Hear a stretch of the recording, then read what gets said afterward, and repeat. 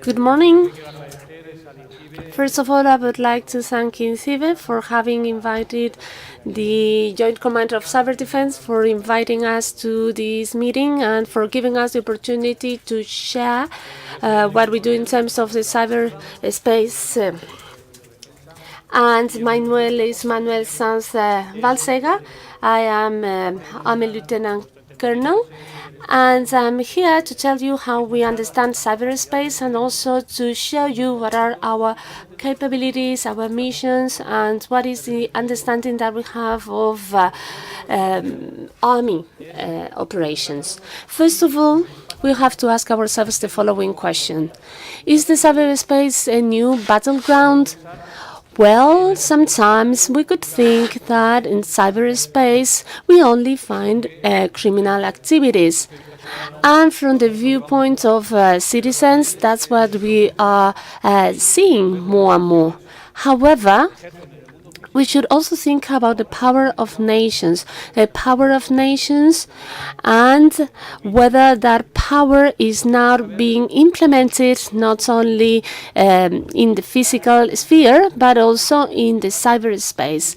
And now, a number of characteristics that will help us identify whether we will be facing conflict in the cyberspace. As we all know, the cyberspace is a virtual environment with no geographical limits. And what is the consequence of that?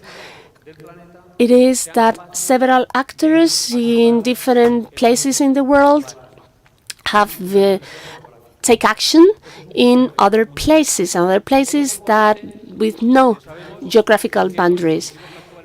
Another common component is that the devices that are being used in the cyberspace were not originally designed for them to be secure, but to be fast and efficient. We have these two components, and if we add to that in cyberspace, essential, vital activities for nowadays societies are being carried out there, well, we're starting to see a breeding ground here. So there are activities such as health, transportation, economy, energy. All those sectors are supported in technologies that are located on the cyberspace. So therefore, there are highly valuable elements in the cyberspace, and that cyberspace is not a secure place. And if this is not a secure place, we will be finding situations that happen in the physical world and they have their counterpart in the cyberspace. And with this I mean crime, terrorism, and espionage. Crime looking for fast economic benefits. Terrorism, it is based and supports itself in anonymity. And then espionage. Espionage, that is to say, using espionage. And why that? Espionage is based on gathering sensitive information, important information, either from states, from governments, or from industries or corporations.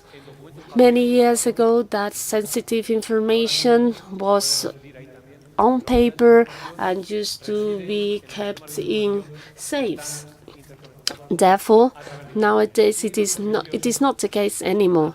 And therefore, the espionage services of several states are strengthening the efforts in terms of espionage. So we are seeing now, many more components of cyberspace. The next component characteristics is armed conflicts.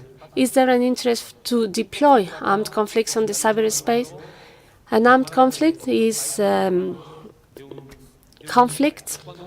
armed conflict between two states. That is to say, one state trying to impose its power over the other. And cyberspace,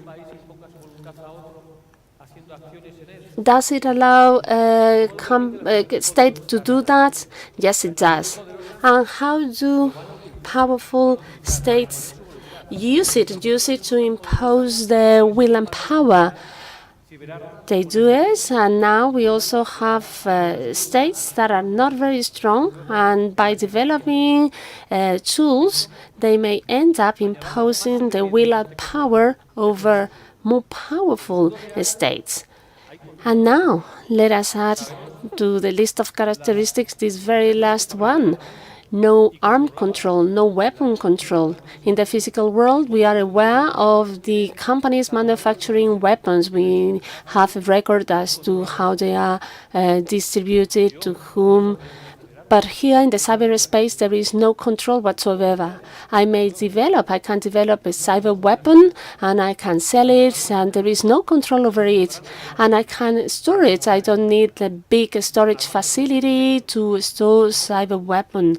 And cyber weapon have consequences in the cyber world, and these consequences end up being translated in the physical world as well. And then one more component, the anonymity. So we are all very well aware of the consequences of being anonymous on the internet versus being anonymous in the real world. In the real world, it is difficult to be anonymous, but in the virtual world, it is not as difficult. So are we going to have armed conflicts here? Yes, of course. And then the legal framework. Is there a legal framework for cyberspace? At the international level, there is no legal framework. At a national level, yes, there is a legal framework, but not all the countries have a legal framework. Does Spain have a legal framework for cyberspace? Yes, it is. Is it easy to being implemented? No, it is not easy because of anonymity, because issues with attribution. So that's a situation that we face. Is the army there? Yes, of course. We are very much present there. So our framework reference is NATO. So let us see how NATO defines the cyberspace. It is defined as a global domain. And this is extremely important for us. Global domain. What does it mean? It means that it is being separated from the rest of the domains. So we have the Army, the Navy, the Air Force, land, sea, air, space, and now we have a new domain, the global dominion. That's here where we will have the activities of the army, of the NATO forces deployed. That's where the NATO forces will deploy their activities in this global dominion. And then it is said that it is made up by ITC systems as well as other electronic systems, and their interaction and information is stored and transmitted. And now I'd like to review with you two more definitions, which is very important to understand them to move on with our talk. Cyber war. When we read the papers, we read cyber war and say, oh, there is a cyber war between the US and Russia. Is there an actual cyber war in the cyberspace?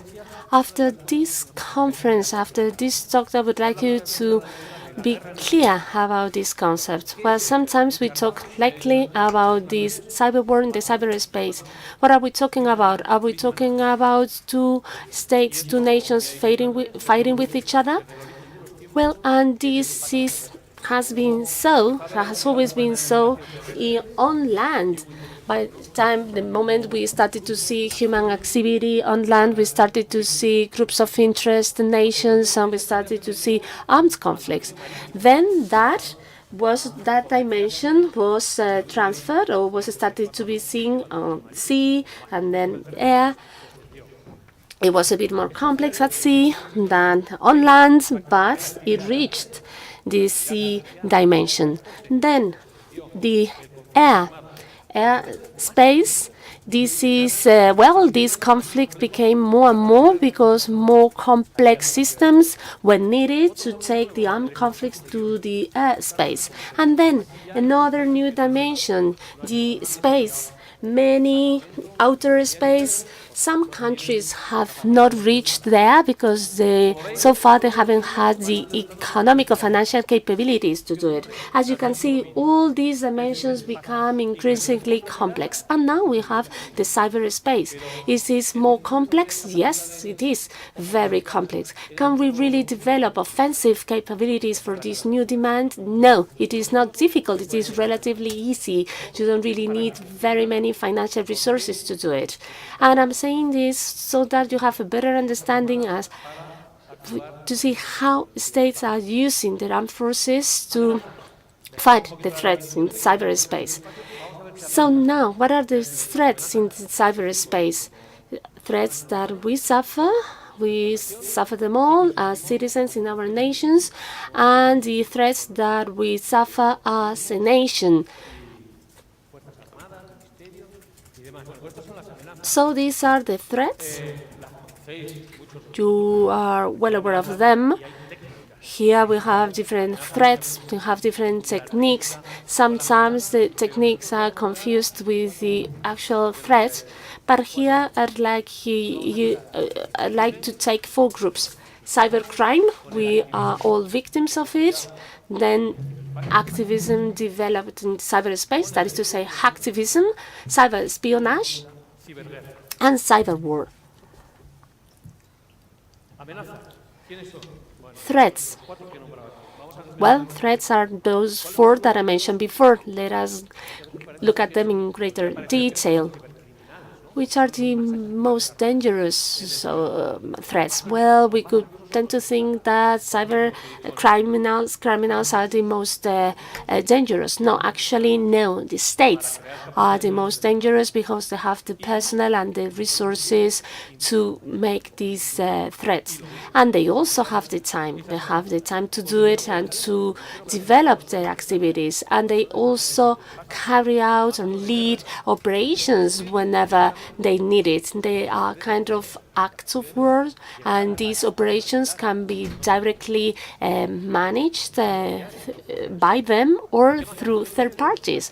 What are other actors here? We have the transnational actors. We should not forget there are no boundaries here, there are no frontiers, and there are groups of people who are active on the internet whose aim is to carry out hacktivism or just to carry out terrorist acts. And criminal organizations, they are not limited by any boundaries. Their objective is financial gains. Their campaigns have consequences to all of us, impact us all. And on top of that, these organizations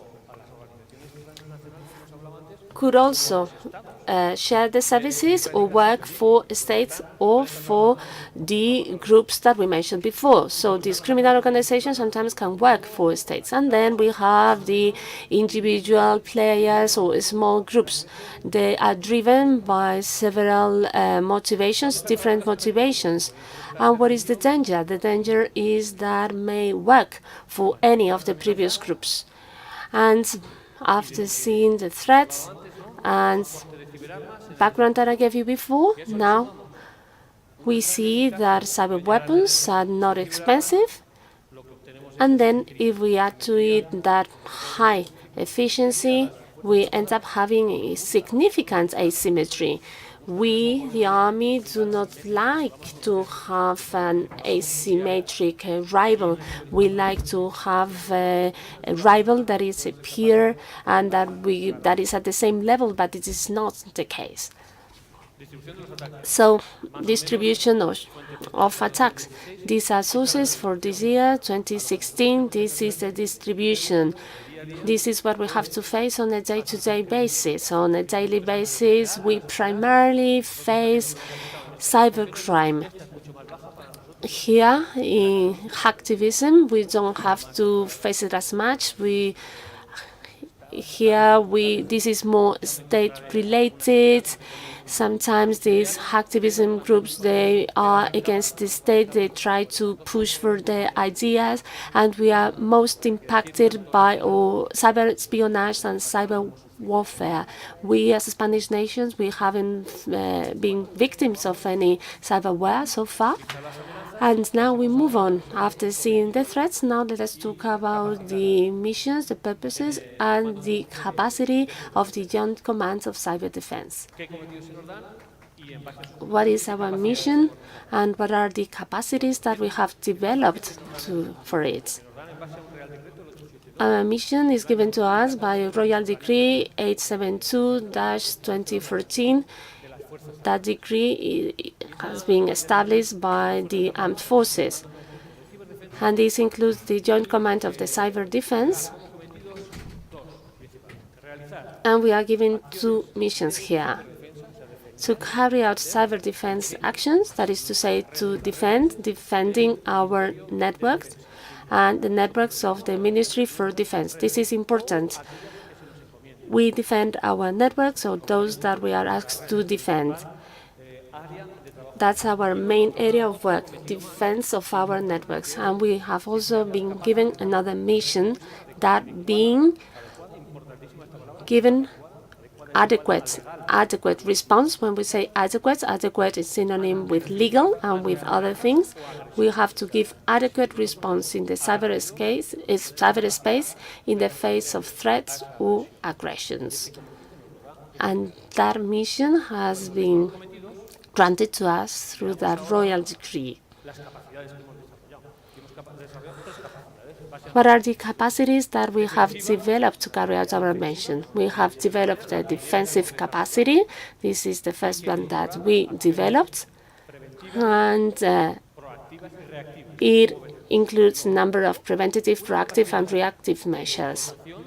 Then, an exploitation capacity. So we should not extrapolate it and think that this refers to exploits or vulnerabilities. Not at all. Exploitation means that we want to be aware of the situation in the cyberspace, in the area where we will be working. What for? To produce, to develop intelligence, to find out about the intentions of potential attackers, and then to promote, to foster early alarm. And the third one is response. Response has to be adequate, as I mentioned before. That means that it should be legit, should be according to law. We don't break the law in the physical world, and we should not break the law in the cyberspace.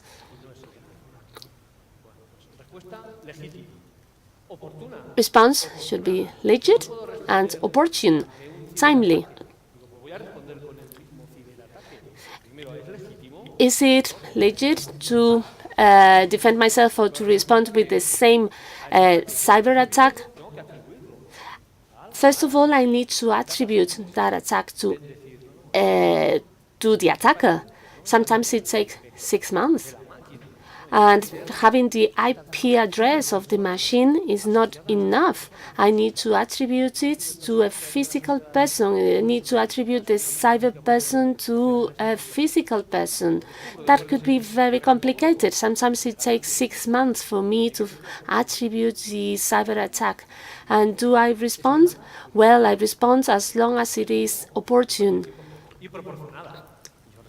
And 6 months later, it is not opportune. And then the response has to be proportionate. I cannot really cause huge damage to those that have attacked me. These are three limits that we have when it comes to giving a response. Now, defense capacities. I will be fast through this section, and because I'm sure that most of you here have done this before and you are well aware of it. Preventative measures. We work in terms of physical security. We have access control. So we try to contain attacks. also upgrading of applications, antiviruses. These are preventative actions that are more used by most of the organizations or people involved in defense capacities. And we also work in system securitization. We make them secure from the design. We also carry out analysis to detect vulnerabilities, to fix them. We also do lots of training, both nationally and internationally. We also foster, we disseminate and send out alerts to our users in the face of threats, and we very much work on awareness raising so that people become aware of the dangers that they may be facing. Then number of proactive measures such as inspections, auditings, so that systems are well accredited, monitoring. We are monitoring all the time the traffic that goes through our network. We pen test. This help us strengthen the access controls and monitoring, and then reactive measures.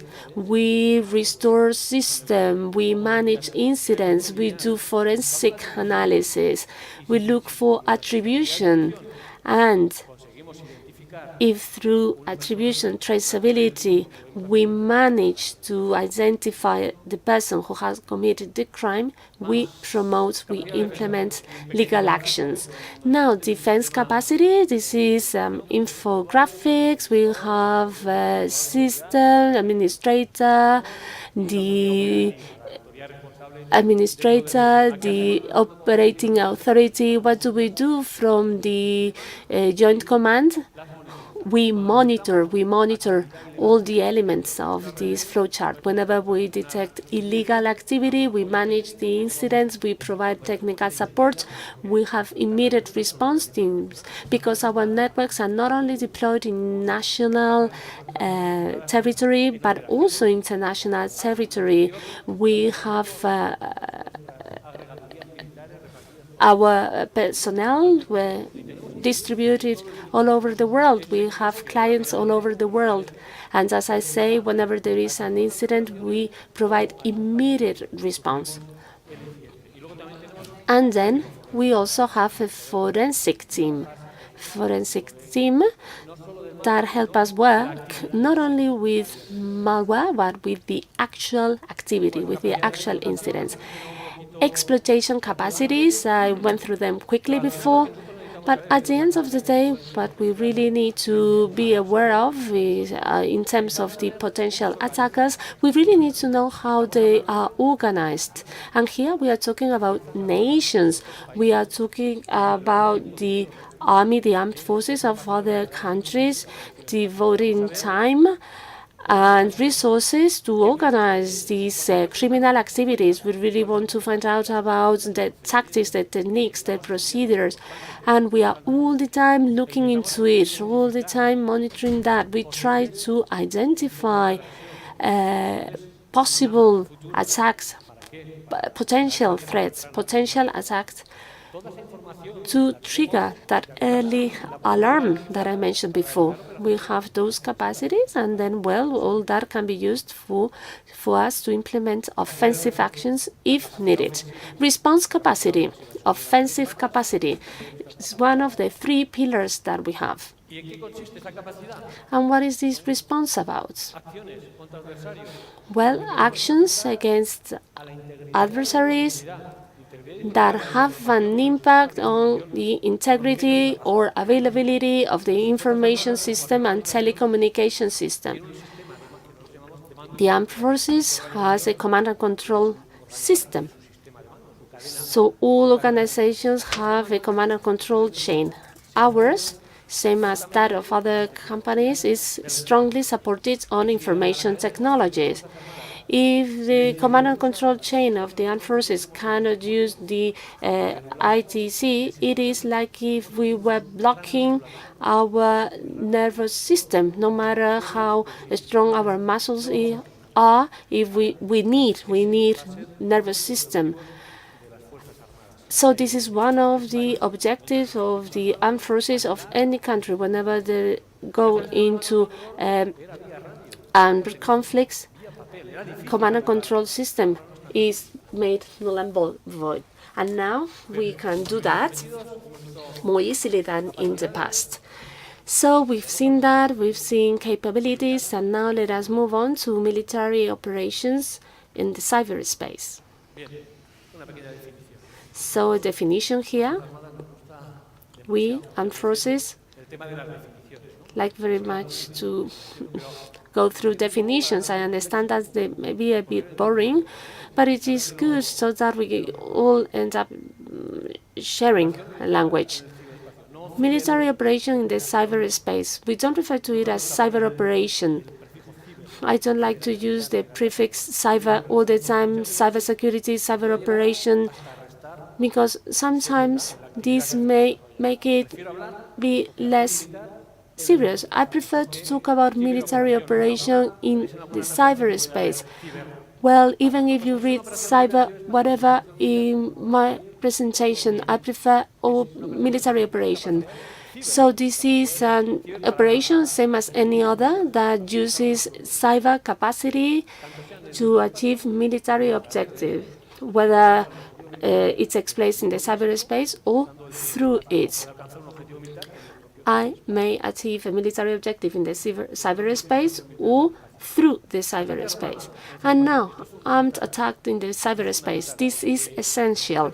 It is essential because understanding what an armed attack is helps us understand self-defense according to international law, where I can self-defend myself as a state and where I cannot do it. An armed attack is an attack that causes damage, physical damage on individuals and in objects. That's the real world. And what happens in the virtual world? Exactly the same. For me, you consider that an attack is an armed attack. I need to have damage on people and objects. Sometimes in papers we read has been attacked in the cyberspace. This is one more component of the cyber world. This is cyber attack. No. Let us find what are the latest attacks in the cyberspace that have caused physical damage. Well, only a few of them than that. So this is like the third world that is taking place in the cyberspace. How much damage has been caused? Let us go beyond that. Terrorist actions. I'm not talking about armed attacks. Armed attacks are carried out by states. But terrorist actions, have they taken advantage of the cyberspace to cause physical damage on people? Yes, they have done that, but that is not cyber world. Well, I would say war in the cyberspace. That is terrorism taking advantage of the cyberspace. And now, effects in cyberspace. We armed forces like to talk all the time about the effects, the impact that we will be having on. So, well, this could be a bit redundant. Effects affecting how information system, confidentiality, and integrity, availability of information is affected.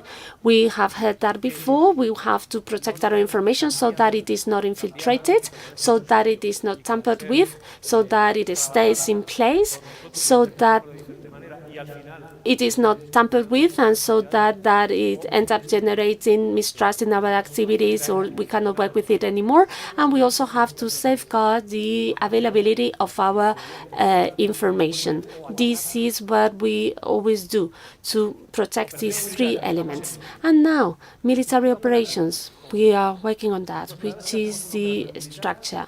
Every time we carry out a military action, our C&C system is made up of the following elements. Operation command. It is a joint command including personnel from the three armies. And then it has a component command on land, then on sea. So remember that in the beginning we talked about the space. We just don't have capacity as armed forces to act on the outer space, but we just have special operation commands, and then we also have the component command in the cyberspace. And that's us. We are the joint command of cyberspace. Area of operation, where do we work? We work in the cyberspace, of course, but we do not work in the whole cyberspace. Our system, networks and systems, ITC systems, from the Ministry of Defense in the national territory. We work to defend our operations abroad as well. So whether it is peace missions or other type of missions where we are present abroad. And also other tasks that we may be granted. And then we also have a variable area. Now at this point, are we involved in an armed conflict? No, we are not. No nation is free from being embarked into an armed conflict. Of course, all nations have to be ready for that. All in all, the surface to defend is really, really large, because there are more and more elements connected to the internet. We have smaller and smaller devices. However, with capacities that can end up causing lots of harm on states. This is one of the big problems or huge problems that we are facing. How to defend this large surface? How can I defend myself against a nuclear threat? It is virtually impossible. Nuclear defense. Some countries decided to arm themselves just to be sufficiently armed just in case they were attacked. Cyberspace may develop, may progress in that direction. If you've been a network administrator before, you know that sometimes you don't have enough resources to defend network 100%. Everything that I receive by email, is it safe? How do you manage? How do you make your users not to say yes or to accept everything? This is very difficult to do. You know that you cannot defend yourself fully. However, you have offensive capacities, and therefore this is a deterrent. You go and say, okay, you are strong, but I am also strong.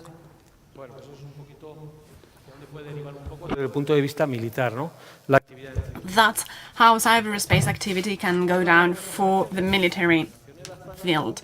How do we plan operations? Same as with any other dimension. We don't have a different plan and strategy for that dimension. It's just the same, and we integrate it with all other operations. It doesn't make much sense. But it could be that we could have operations with just one cyber component. No, it's not like that. It's just another component, but it is always a joint operation. There is a land component, and it's all synchronized from the bottom level, that it's tactic, all the way up to the strategic level. And there are two sub-processes within the planning process. First one would be cyber targeting. And what do we do there? So you need to consider it would be an operation as part of an armed conflict, so it is offensive. It is something we do on a daily basis. Cyber targeting then means that we identify targets that are to be offensively attacked. We prioritize them and assign effects that are to be achieved, and then we've got another sub-process kicking in, that it's cyber weaponering, and we decide what we are going to do, what method to follow, and maybe we replicate the target in our virtual environment. But cyber weapons, we know the effects they cause, if it's excessive effect, if it's controllable effect, and if it fits into what it's desired as an outcome. And it is closest to the real world because we can replicate systems on which we can act offensively. And sometimes in the real world, this is not possible. Kinds of operations. I'm well aware that I've been talking for some time now. And so lots of military components. I'm not sure whether you will be able to digest all the remaining slides for the conference. Let's discuss briefly, so that it is not too boring. What kind of operations are there that have to do with capabilities? We have defensive operations to keep our maneuver, so we can still work inside information systems. That's the target, and as we said, is protecting, is monitoring, is responding. I will not dwell on that, but I will dwell on the types. Well, actually, I've already explained that. Our networks, our working networks, or protecting a specific system against a given threat. It could happen. Our air force system can be attacked by a given threat, and so we focus on that very specific skill set. Exploitation operations that have to do with our capability to exploit activities, also information on our adversaries, times of peace and armed conflict as well. We keep getting information on the source of attacks, so we work on it. And there are different kinds. And for those who have a more technical profile, it might ring a bell. It's intelligence, open source intelligence. OSINT, that's the name. And we recover what's out there in the outer space or elsewhere. We get information that we get from DS system. We have Google hacking as well. We get information out of websites. We work with file metadata. We get interesting things out of all that. So far, nothing out of legality. There's nothing preventing people from doing this. But we also have passive recognition. We list devices. We see which the devices that are active. We can even we have the skills to have port scanning, see what ports are active, closed, disabled, protocols running on those ports, services running on those as well. We do have the capability. Doesn't mean we are doing it, but we have the capability, and when necessary it will be done. We identified operating systems, we analyze vulnerabilities, and we are in a position to gather information. So since we've gathered information, we will be able to use it when needed. And then there's a third side to it, that it's advanced persistent threat. This is something that cannot be done at times of peace, and that it's penetrating systems of the adversaries and exfilter information constantly. Then offensive operations. I will not dwell on that. Degrading, interrupting, destroying. It's always synchronized with all other dimensions, by the way. And often we need previous exploitation operations to have offensive operations later on. Our operations, we control them. We've got different control levels. There's this control authority for cyberspace,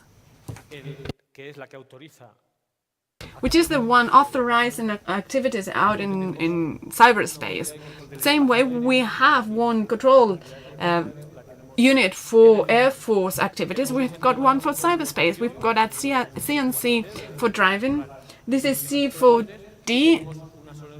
And then we have some mission commands where we commission units to carry out operations. This has been a bit dense, I guess, but I guess it's interesting to hear about it at some time.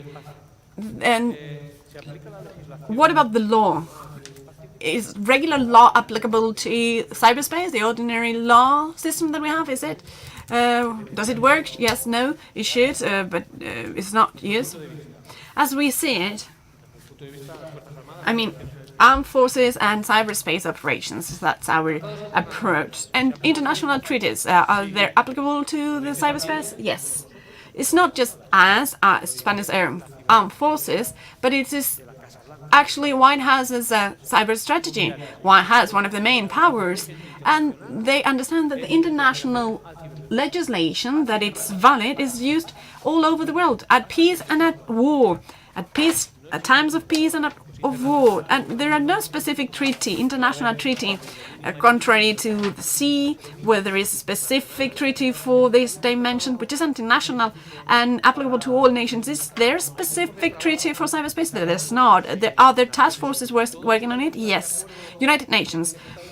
Do all countries agree? No, actually there are some divergences. So in the short term it will be difficult to get specific treaties for cyberspace. Still, there are a few documents, there's a few manuals helping us interpret international legislation in the field of armed conflicts. This is Tallinn's manual, Tallinn, capital of Estonia. That's where the cyber defense center for the NATO is, and they have this manual that interprets international legislation for armed conflicts. Then, sovereignty. Nation states are sovereign, and so are their infrastructures then. Infrastructures that have a cyber component, and everything happening about them, the state is sovereign and responsible, is to be held accountable. And often there are structures in a country that are used as a proxy to conduct activities elsewhere, and that's where the countries are accountable. Use ad bellum. That's what we call justice before war. So at times of peace. What's the legislation? Well, the national law for each country. Do we have it in Spain? Yes. Specifically for cyberspace actions? Yes. They are part of the criminal code. And as a crime, it typifies an unauthorized access to systems. This is a crime that has a prison sentence or unauthorized interruption of a system, so causing a denial of service on a system. And it is used both on the source country, but if such as I work from Spain, but I use proxies in Germany, Iceland, or Zambia, and the final target is in a different country, I go through so many countries for my criminal activity or my activity outside the law, and I would be subject to all the laws, the starting country, the intermediary countries, and the target country as well. And that's nationally speaking. Then internationally, is there an international law for times of peace? Yes, the UN Charter that regulates the use of force. And the use of force is prohibited, specifically prohibited in times of peace. Two exceptions: that the Security Council would authorize it to re-establish world peace or preserve world peace. This is one of the exceptions. And then Article 51, I could use force as self-defense in case of an armed attack, harm to people, damages to objects. So can I get an attack out in the cyberspace from a X country. Can I reply back? Is it considered an armed attack? Can I exercise my self-defense right? Is there harm? Is there damage involved? We need to look into that. This is something that needs to be assessed. Is it fully identified, or is it just a suspicion that I have? So it ain't easy. Self-defense is not so easy to be justified in the cyberspace. For armed conflict, just in balance, so during war, international humanitarian law is used here. And there are some parameters, distinctions, such as civilians and military people. What I do, the military, if it causes damage or harm within an armed conflict cannot harm civilians and the military. We cannot say there is a military infrastructure, which is a factory, and that's weapon production, getting supply from a power plant, and I get a cyber access because it's connected to the internet, and I can turn it down. Do I turn it down? I can just black it out. Do I? Or do I need to understand who else is getting its supply from it? Maybe it's a hospital. And do I know whether there is an energy backup at the hospital to produce energy? I might cause a blackout that would last for 2 days, and there would be civilians dying because of it. This is something that we really look into before starting an offensive operation. Proportionality. We said it already. Only necessary damages for the military edge or advantage. And conflict, right? We are not conflict now, but it is all about preserving lives insofar as possible. I only have a few minutes left. I had with me a few real operations. I have only a few minutes left, right? But we've all heard about it, and the idea is to see if we can identify as a war act in cyberspace or not. Let me rush through this. Red October, offensive operation starting in 2007. We think it's still active. Target is diplomatic agencies and governments all over the world. Effects information exfiltration. So the one starting this information wants to get information out illegally. Physical attack. Is it a war act? It is not. It is cyber espionage. It happens in times of peace and war all the time. Estonia, the attack back in 2007, it was offensive, yes. Target was to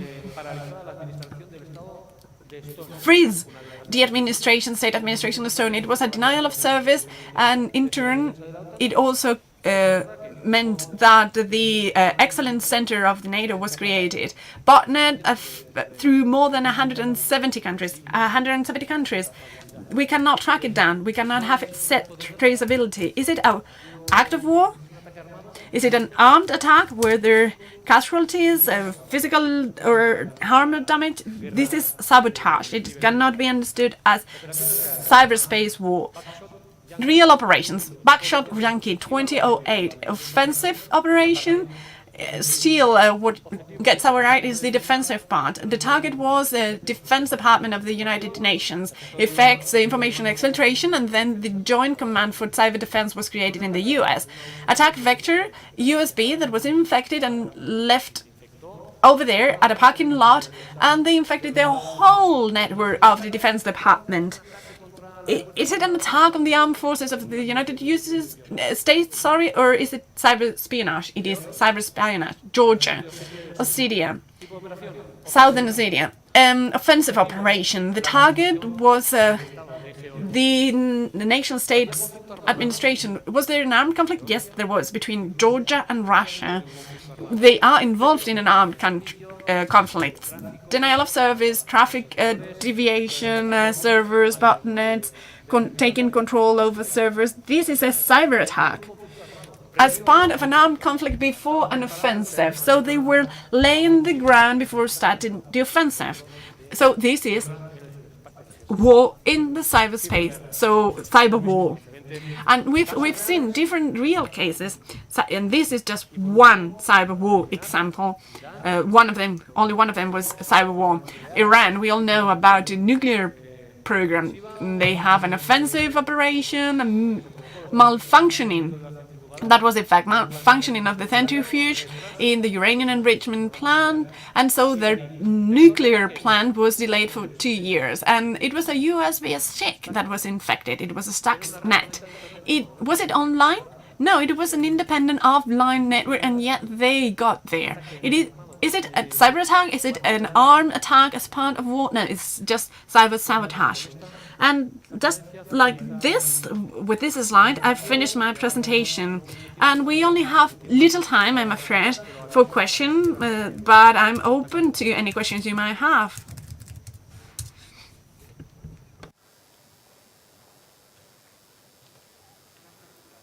Sí.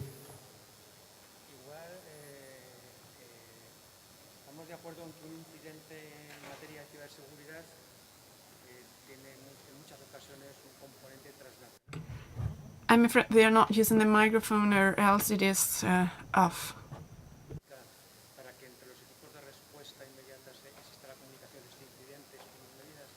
Sí, la pregunta.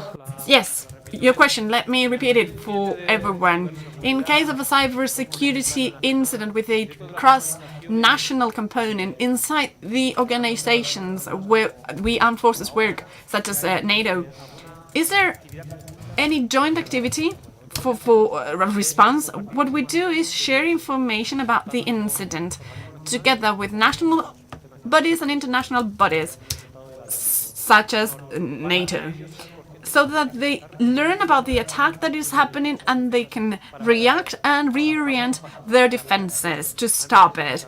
But what about the reaction? There are two options. There is one way that would be solving the problem and restoring the service. This is one, and that's a national approach, fully national approach, and they each respond. Each country, I mean, if they have the capabilities, and if not, they can ask for help to the organization, but not as an offensive defensive way of responding. If it would be, we have an attack, an incident, causing casualties in a country on the cyberspace, can we invoke that clause or article that allows us for collective defense as a country? Yes, but needs to be understood as an armed attack with given effects. That would be harm or damages. So we need to understand it as cyberspace war so that we can invoke that clause for collective defense. But it has not happened. Actually, even Estonia, when there was this attack there was not an attack that was part of an armed conflict, so it was not an option to invoke said clause. It was just cyber sabotage, and without a proper attribution and an accurate attribution to any given country, there is suspicion who could be interested in the action, but there was no proper legal attribution. Any more questions?